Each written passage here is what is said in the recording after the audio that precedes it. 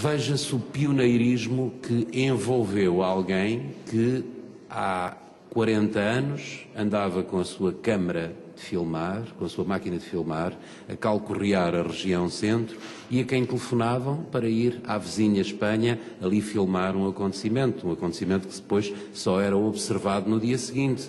Ora, hoje em dia nós ligamos-nos ao satélite e ficamos em comum com os estúdios de rádio e de televisão e eis que o acontecimento é relatado de forma instantânea. Em 30 ou 40 anos, a diferença é tão grande, tão grande, tão grande, tão grande, que eu ficaria aqui a noite inteira a dizer que a diferença é grande. Não me cansaria de dizer quão grande é a diferença. Agora, o testemunho, ou os testemunhos que se estão hoje, agora e aqui a escutar, é evidente que fazem parte da vida pessoal e também da vida profissional. Mas eu creio que eles são, inquestionavelmente, um património da cidade. Porque, reafirmo, conhecem os cantos à cidade, têm uma história, têm um passado, podem indicar, pela sua experiência, podem indicar caminhos para o futuro. E julgo que quando nasceu esta ideia de se promoverem informalmente cafés de média ou com os média, esse foi o objetivo primeiro, foi o de as pessoas se relacionarem independentemente das gerações, daqueles que dentro de 3 ou 4 meses estão na atividade de forma profissional e aqueles que já desempenham a atividade profissional há 20, 30, 40 ou 50 ou 57 anos. Claro que hoje estou perfeitamente convencido, basta olhar para a cara de muitas das pessoas que nos honram aqui com a sua presença e verificar o quão parece entrar às vezes aqui e ali de forma desprevenida estas indicações que estão a ser dadas. É como as fotografias, vão envelhecendo no álbum, vão ganhando talvez uma tonalidade mais acastanhada e vão sendo cada vez mais raras, mais raras, mais raras, até que se transformam em verdadeiras peças de museu com valor museológico notabilíssimo e têm também um valor fabuloso para construir o futuro. Falta aqui, e porque isto, como foi dito há pouco pelos moderadores, pelo André e pela Isabel, era suposto, tendo isto nascido, a ideia foi semeada num laboratório de rádio, que estivesse aqui alguém ligado à rádio. E de facto não está, porque a outra pessoa que estaria nesta ponta seria o Sr. Álvaro Perdigão, que, como foi dito, foi também um dos pioneiros. Aliás, o Sr. Varela Pé Curto ainda deve ter privado, penso, com o Dr. Guimarães Amora, que foi, esse sim, o primeiro locutor, realizador do emissor regional de Coimbra, da emissora nacional. Mas, infelizmente, já nos deixou, depois ele licenciou-se em Medicina, acabou por optar pela Medicina, deixou a comunicação, foi para Torres Novas, ali faleceu há alguns anos.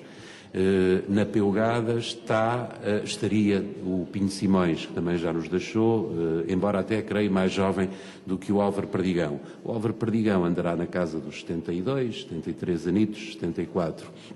O Sr. Varela Pé Curto há pouco equivocou-se, disse que tinha quantos anos, Sr. Varela Pé Curto? 82. Eu por acaso pareceu-me ter ouvido ao contrário, um 2 primeiro e um 8 a seguir.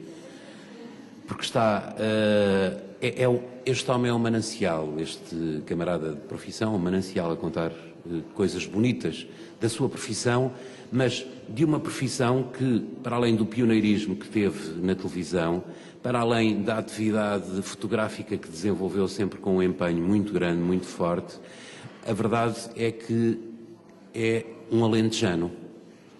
E como alentejano, consegue captar a atenção de toda a gente e ainda está habituado a estes ambientes que em Coimbra se vão perdendo. Coimbra era uma cidade cheia de tertúlias, como há pouco foi relatado, este e outros cenários, e hoje em dia em Coimbra apenas contam anedotas de alentejanos e as tertúlias desapareceram. Mas o Sr. Varela pé curto, e vou já calar-me, peço desculpa, o Sr. Varela pé curto foi apenas para justificar o porquê de estar também aqui a tentar representar quem devia estar aqui e não esteve, está ali no meio da plateia e foi questionado para formular alguma pergunta, se alguma pergunta o desejasse fazer. Há ali uma pergunta, mas estou de facto a justificar a ausência também do Álvaro Perdigão, que numa próxima oportunidade estará, e ao mesmo tempo a convidar-vos para que não percam a oportunidade de um dia destes conversarem de forma mais detalhada com o Sr. Varela pé curto. Ele em breve vai lançar um livro aqui em Coimbra sobre a sua terra natal. E temos a certeza absoluta que esse livro, além de ter sido feito com a ternura de quem retrata a vida de menino e moço, é também uma homenagem que a própria terra lhe está a fazer a um cidadão que veio para Coimbra, mas não é apenas um cidadão de Coimbra, é claramente um cidadão do mundo. E todos em Coimbra, todos em Portugal, devemos muito ao talento, à dedicação e, fundamentalmente, à postura ética do Sr. Varela pé curto. Eu creio que seria a oportunidade, mesmo aqueles que por antecipação ainda não estão a ver as fotografias a amarelecerem, as fotografias a tornarem-se num tom muito acastanhado, era a altura de, aqui e agora reafirmo, nós lhe atribuirmos um aplauso que, porventura, se vai justificando à medida que os meus queridos amigos jovens na plateia que aqui estão irão envelhecendo. Sr. Varela pé curto, muito e muito obrigado por aquilo que fez, por Coimbra, pela comunicação social, abrindo caminhos a que esta juventude hoje possa, de facto, estar numa atividade da qual muito gosta. Eu fazia um convite final. Se algum de vós está habilitado a editar um livro sobre Coimbra, ou venha a estar habilitado, financeiramente, claro, a editar um livro sobre Coimbra, eu, de 8.000 slides que fiz a Coimbra, selecionei 3.500, alguns dos quais não são impossíveis de serem tirados por outros, mas duvido que venham a ser. Eu tenho 3.500 selecionados e podemos fazer um grande livro que nunca foi feito sobre Coimbra.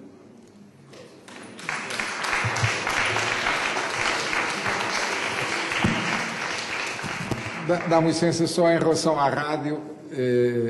Eu volto mais uma vez ao antes do 25 de Abril. Desculpem eu insistir nesta tónica, mas acho que é muito importante em termos históricos que vocês o saibam.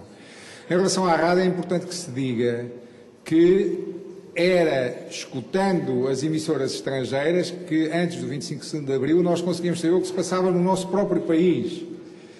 Mesmo aqui em Coimbra, quando foi dessa crise académica de 1969, era através da BBC, que tinha emissões em português, ou da Rádio Voz da Liberdade da Argel, que era onde estava o Manuel Alegre como locutor, ou através da Rádio Moscou, que eram ouvidas clandestinamente. Portanto, tinha que se ouvir com o rádio muito baixinho. Na altura até havia quem dissesse que pondo um copo d'água em cima do receptor, que não era detectado, e havia imensa gente que lá ia pôr o copo d'água em cima do receptor.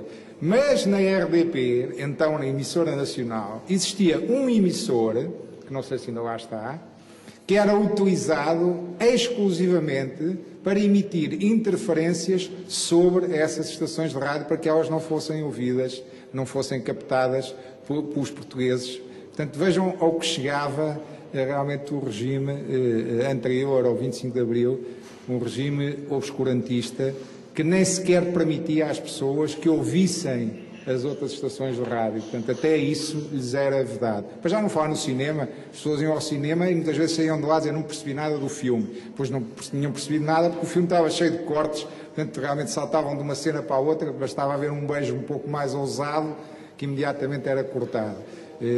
Às vezes os cortes eram feitos de uma forma perfeitamente arbitrária, sem qualquer critério. Mas isto para vos dizer que em termos de rádio, infelizmente não está cá o Perdigão, vos poderia contar histórias, mas é importante que vocês tenham este registro de que até ouvir rádio nos era impedido.